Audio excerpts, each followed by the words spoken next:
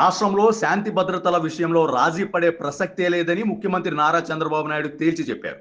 కొందరు రాజకీయ ముసుగులో ఉండి రౌడీయిజం చేస్తామంటే కుదరదని, సెటిల్మెంట్లు బెదిరింపులకు పాల్పడితే కఠినంగా వ్యవహరిస్తామని అన్నారు.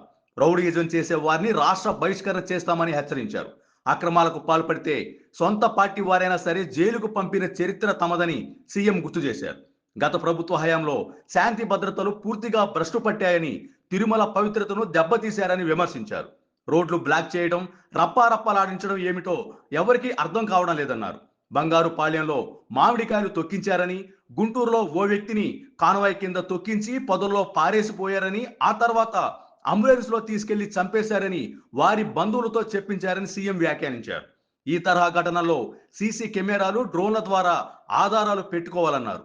రోడ్లు బ్లాక్ చేయడం, కత్తులతో జంతు బలులు ఇచ్చి పోస్టర్లపై రక్తం చల్లి సమాజాన్ని భయభ్రాంతులకు గురి చేసే సంస్కృతిని ఉపేక్షించబోమని స్పష్టం చేశారు. సోషల్ మీడియాలో వ్యక్తిత్వ హసనానికి పాల్పడుతూ అసభ్య పోస్టులు పెట్టే వారిపై ప్రభుత్వం నిఘా ఉంచిందని సీఎం తెలిపారు. ఎన్డీఏ భాగస్వామ్య పక్షాల్లో ఎవరూ ఇలాంటి చర్యలకు పాల్పడడం లేదని, కేవలం రాజకీయ లబ్ధి కోసం ప్రభుత్వంపై కొందరు బురద జల్లే ప్రయత్నం చేస్తే చూస్తూ ఊరుకోమని హెచ్చరించారు సీఎం చంద్రబాబు.